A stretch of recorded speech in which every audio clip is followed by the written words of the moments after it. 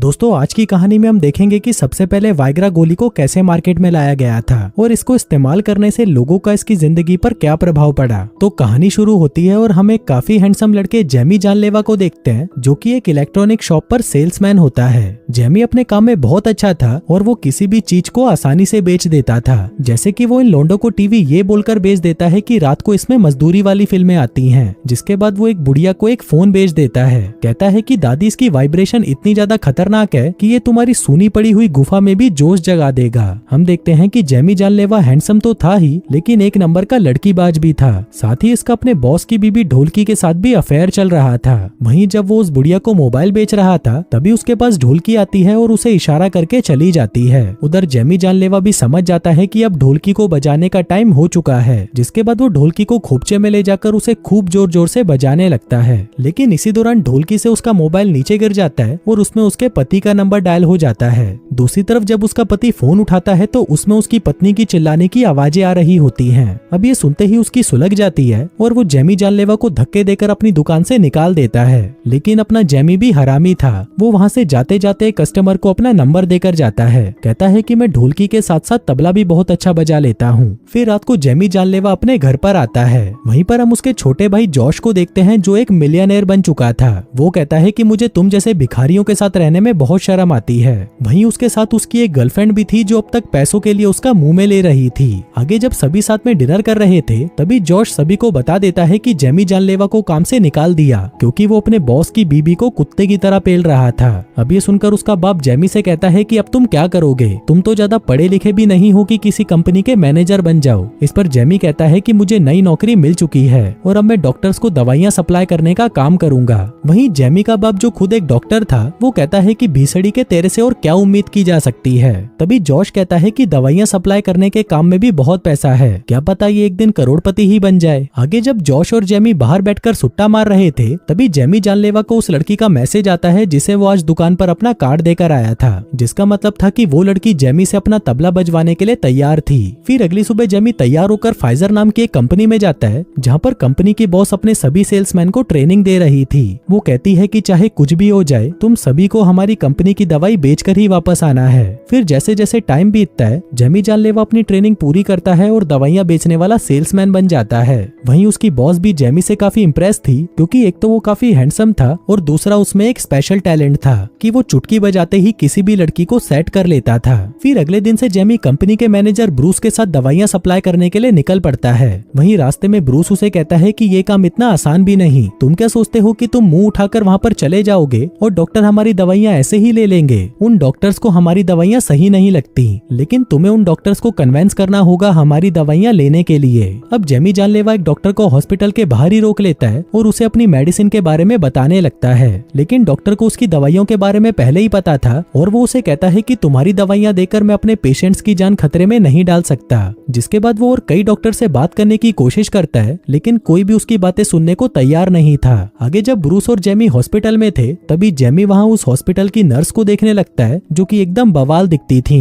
Jamie कहता है कि ये लोग ऐसी नर्सें लाते कहाँ से हैं, जिस पर ब्रूस कहता है कि ये तो साली 2 कौड़ी की वैश्याएं हैं और आधे से ज्यादा मरीज तो हॉस्पिटल में इनको देखने के लिए आते हैं। तभी जेमी एक लड़की को आवाज देता है और लीसा कैसी है। ब्रूस कहता है कि उसका नाम लीसा नहीं है। जेमी कहता है कि मुझे पता है पर यही तो मेरी ट्रिक है। ऐसे लड़कियों का ध्यान मुझ पर आ जाता है जिसके अगले ही पल वो मेरे बिस्तर में होती हैं। अब यहाँ पर ये दोनों डॉक्टर से मिलने आए थे लेकिन डॉक्टर्स को इनसे मिलने में कोई इंटरेस्ट नहीं था। तभी जेमी वहाँ पर एक दूसरे कंपनी के एजेंट को देखता है जो यहाँ पर अपनी कंपनी की दवाइयां सप्लाई करने आया था। जेमी देखता है कि वो एजेंट तो बड़ी ही आसानी से डॉक्टर के कैबिन में चला जाता है जबकि उन दोनों को तो डॉक्टर के झांट का बाल भी देखना नसीब नहीं हो रहा था। तभी ब्रूस उसे बताता है कि इसने हॉस्पिटल की रिसेप्शनिस्ट को पटा रखा है जिस वजह से ये आसानी से अंदर चला जाता है। वहीं जेमी को ये आइडिया अच्छा लगता है जिसके बाद वो दूसरे रिसेप्शन पर बैठी एक हिडिंबा के पास जाता है और उसे कहता है कि तुम्हारी खूबसूरती को देखकर मुझसे रहा नहीं गया तो मैं तुमसे बातें करने चला आया। हिडिंबा कहती है कि बकचोदी मत कर और बता तुझे क्या चाहिए। जेमी कहता है कि मैं तो बस तुम्हें अपने घोड़े की सवारी कराना चाहता हूँ। अभी सुनकर हिडिंबा तो इम्प्रेस हो जाती है, साथ ही उसके पीछे बैठी एक लड़की सिंडी भी उससे इम्प्रेस हो जाती है। फिर जेमी उन्हें कहता है कि मुझे अपनी कुछ दवाइयों के सैंपल यहाँ पर रखने हैं, जिस पर वो मान जाती हैं और उसे अंदर जाने देती हैं। फिर अंदर आकर हम देखते हैं कि जेमी अपनी तो दवाइयाँ वहाँ पर रख ही देता है लेकिन साथ ही वो दूसरे कंपनी की दवाइयाँ उठाकर अपने बैग में भर लेता है। जिसके बाद बाहर जाकर वो उन्हें डस्ट डस्टबिन में डाल देता है। वहीं डस्टबिन के पास एक भिखारी बैठा था जो जेमी के जाने के बाद उन दवाइयों को निकालकर अपने पास रख लेता है। फिर अगले दिन से हम देखते हैं कि जेमी रोज हॉस्पिटल में जाता और हिडिम्बा और सिंडी को अपनी बातों में फंसाकर वहाँ पर अपनी दवाइयाँ रख जाता। साथ ही वो दूसरी कंपनी की दवाइयों को उठाकर उन्हें बाहर डस्टबिन में फेंक देता। फिर एक रात जेमी और ब्रूस जब एक बार में बैठे थे तभी वहाँ पर उस दूसरी कंपनी का एजेंट भी आ जाता है। फिर ब्रूस जेमी से कहता है कि हम लोग इसी की वजह से अपनी दवाइयाँ नहीं बेच पा रहे, इसलिए अब तुम्हें ही कुछ सोचना होगा, तभी जाकर तुम अपने टारगेट्स पूरे कर पाओगे। जिसके अगले दिन हम देखते हैं कि जेमी एक डॉक्टर को हॉस्पिटल के बाहर रोककर उसे $1000 का चेक देता है। डॉक्टर कहता है कि तुम मुझे रिश्वत देने की कोशिश कर रहे हो, जिस पर जेमी कहता है कि नहीं, ये तो मेरी कंपनी सबको बांट रही है, बस मुझे आपसे कुछ बातें डिस्कस करनी थी। डॉक्टर कहता है कि मेरे पास टाइम नहीं है, मैं पेशेंट्स को देखते हुए तुम्हारी बातें सुन लूंगा। जिसके बाद जेमी डॉक्टर वाले कपड़े पहन लेता है और तभी डॉक्टर उसे कहता है कि अगर कोई पूछे तो तुम बता देना कि तुम इंटर्न हो। आगे डॉक्टर अपनी एक पेशेंट को देखता है जिसका नाम मैगी होता है। वो बताती है कि मुझे पार्किंसन नाम की एक बीमारी है जिस वजह से मेरे हाथ कांपते रहते हैं, पर क्योंकि ये स्टेज 1 था तो मैगी को इससे ज्यादा दिक्कत नहीं थी। फिर जाने से पहले डॉक्टर मैगी से पूछता है कि तुम्हें और कोई प्रॉब्लम तो नहीं है, जिस पर मैगी कहती है कि हाँ डॉक्टर, मेरी एक चूची पर कोई निशान सा बन गया है। जिसके बाद वो उसे अपनी चूची निकालकर दिखाने लगती है। उधर जेमी भी उसकी चूची बड़े गौर से देख रहा था और उसके मुंह से पानी आने लगा था। तभी डॉक्टर उसे कहता है कि ये तो मकड़ी काटने का निशान है, मैं कुछ दवाइयाँ लिख देता हूँ, उससे ये ठीक हो जाएगा।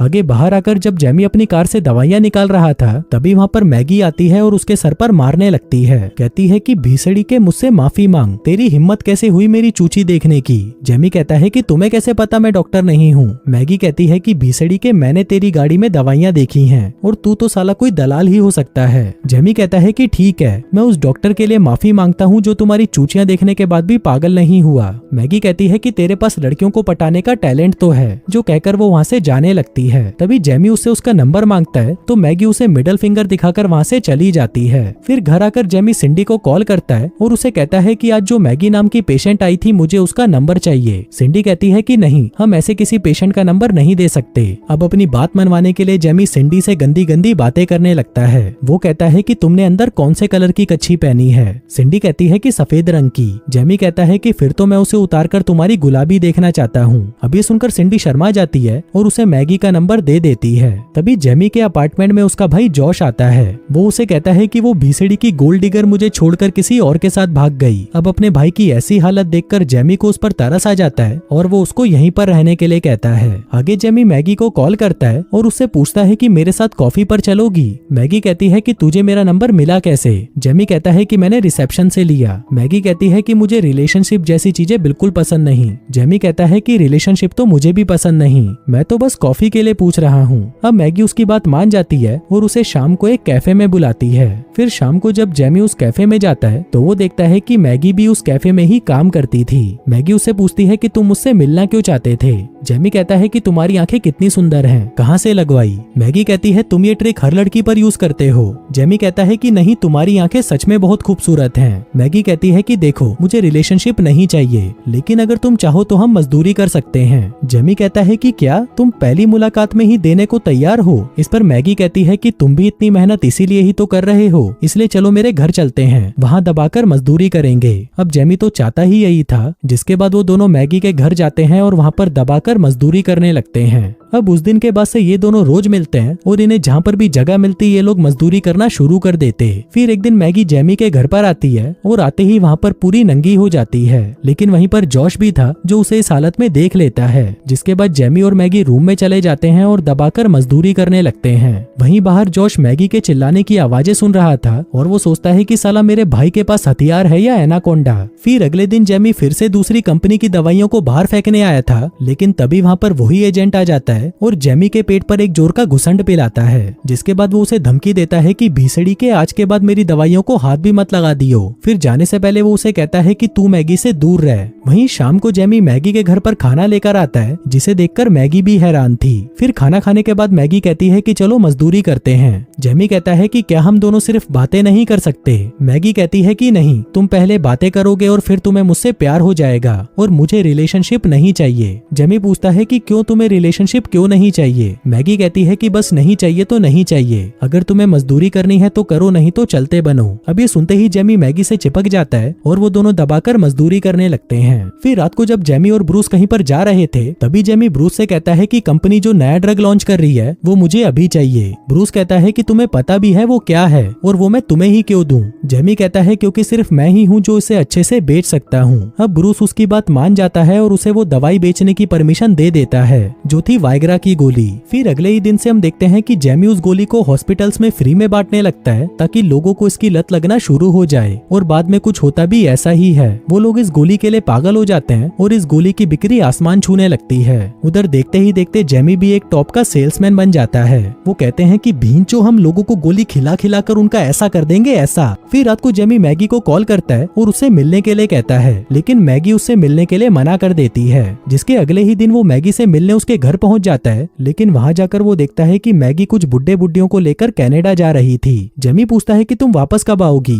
मैगी कहती है कि परसों रात तक। अब जेमी मैगी के आने से पहले ही उस जगह पर पहुंचकर उसका इंतजार करने लगता है, लेकिन काफी इंतजार के बाद भी जब मैगी नहीं आती तो वो कार में ही सो जाता है। फिर सुबह जब मैगी वापस आती है तो जेमी को वहाँ पर देखकर वो उससे इम्प्रेस हो जाती है, जिसके बाद वो उसके पास आती है और उसे कहती है कि शायद हम दोनों रिलेशनशिप में आ सकते हैं। अब ये सुनकर जेमी भी बहुत खुश हो जाता है, जिसके बाद जेमी उसे अपने घर पर ले जाता है और ये दोनों यहाँ पर मजदूरी करने लगते हैं। अब मैगी को इसे थोड़ा इंटरेस्टिंग बनाना था तो वो उन दोनों की मजदूरी की वीडियो बना लेती है, लेकिन तभी वो वीडियो जेमी के भाई जॉश के हाथ लग जाती है और वो उस वीडियो को देखकर अपनी हाथ गाड़ी चलाने लगता है। लेकिन इसी दौरान जेमी वहाँ पर आ जाता है और जॉश से पूछता है कि तुम ये क्या कर रहे हो? अब ये देखकर जॉश की फट जाती है और वो कहता है कि मैं तो बस भाभी की चूचियां देख रहा था। तभी जेमी का दिमाग घूम जाता है और वो उसी वीडियो टेप को लेकर उससे जॉश की गींड तोड़ देता है। इसके बाद जेमी वहाँ से मैगी के घर पर जाता है, जो कि अपनी चोली खोलकर उसकी लोली लेने के लिए तैयार बैठी थी। लेकिन तभी अचानक जेमी की सांस फूलने लग जाती है क्योंकि वो मैगी को आई लव यू बोलने आया था, लेकिन उसे डर था कि कहीं मैगी उसे मना ना कर दे। लेकिन फिर भी वो उसे हिम्मत करके आई लव यू बोल ही देता है, लेकिन मैगी इसका कोई जवाब नहीं देती और उसके साथ मजदूरी करने लग जाती है। फिर उसी रात जेमी अपने भाई को लेकर एक क्लब में जाता है, जहाँ पर उसका भाई ये देखकर हैरान था कि जेमी के पीछे तो लड़कियों की लाइन लगी पड़ी है और हर कोई लड़की उससे पूछ रही थी कि मेरी कब लोगे, मेरी कब लोगे। तभी जेमी उन लड़कियों को डॉक्टर स्टैन से मिलवाता है और ये वही डॉक्टर था जिसके हॉस्पिटल में वो दवाइयां सप्लाई करता था। अब जेमी उस डॉक्टर की सेटिंग कैसी नाम की एक लड़की से करा देता है ताकि वो डॉक्टर हमेशा उसके काबू में रहे। वहीं वो दूसरी कंपनी का एजेंट भी था जिसकी ये सब देखकर गींड जल रही थी।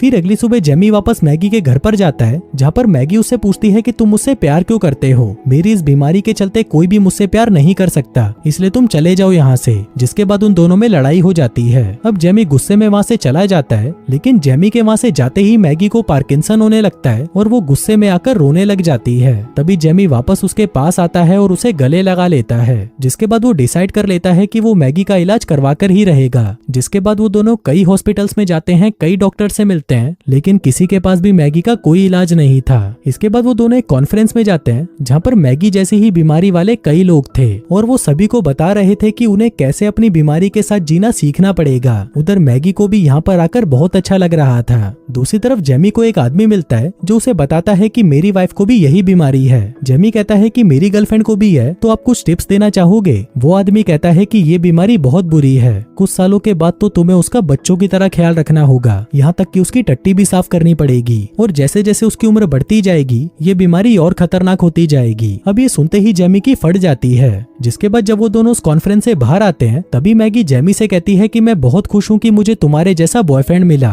और मैं भी तुमसे बहुत प्यार करती हूँ। लेकिन वहीं अब जेमी ये सुनकर ज्यादा खुश नहीं था और उसके दिमाग में बस उस बुड्ढे की बातें चल रही थी। फिर अगले दिन वो दोनों किसी दूसरे हॉस्पिटल में जाते हैं, जहाँ पर मैगी देखती है कि जेमी रिसेप्शन पर लड़ाई कर रहा था कि डॉक्टर कब तक आएंगे, कितनी देर से हम उसका वेट कर रहे हैं। अब ये देखकर मैगी को अच्छा नहीं लगता और उसे लगता है कि जेमी उसे जल्दी ठीक करना चाहता है, जिसका मतलब है कि वो उसे इस बीमारी के साथ अपना नहीं सकता। इसलिए मैगी वहाँ से उठकर जाने लगती है। तभी जेमी उसके पीछे आता है और उससे पूछता है कि क्या हुआ, जिस पर मैगी कहती है कि अगर मेरी ये बीमारी ठीक नहीं हुई तो क्या तुम मुझसे प्यार नहीं करोगे, जिस पर जेमी उसे कोई जवाब नहीं देता। अब मैगी भी समझ चुकी थी कि वो उसे इस बीमारी के साथ एक्सेप्ट नहीं कर सकता, इसलिए वो जेमी से ब्रेकअप कर लेती है। जिसके बाद जेमी भी अपने कामों में बिजी हो जाता है और अब मैगी के ना होने पर जेमी का ध्यान अपने काम पर था, जिस वजह से वो अपने टारगेट जल्दी जल्दी पूरे कर लेता है, जिस वजह से उसका प्रमोशन हो जाता है और उसे शिकागो भेजा जाता है। फिर उसी रात जब वो ब्रूस के साथ एक रेस्टोरेंट में सेलिब्रेट करने जाता है, तभी वहाँ पर उसकी मुलाकात फिर फिर से मैगी से होती है जो अपने नए बॉयफ्रेंड के साथ घूम रही थी। तभी जेमी उससे बात करने की कोशिश करता है लेकिन मैगी उसे इग्नोर करके वहाँ से चली जाती है। फिर रात को जब जेमी शिकागो जाने के लिए अपनी पैकिंग कर रहा था तभी वो मैगी की एक वीडियो चलाकर देखने लगता है जो उन दोनों ने मजदूरी करने के बाद रिकॉर्ड की थी।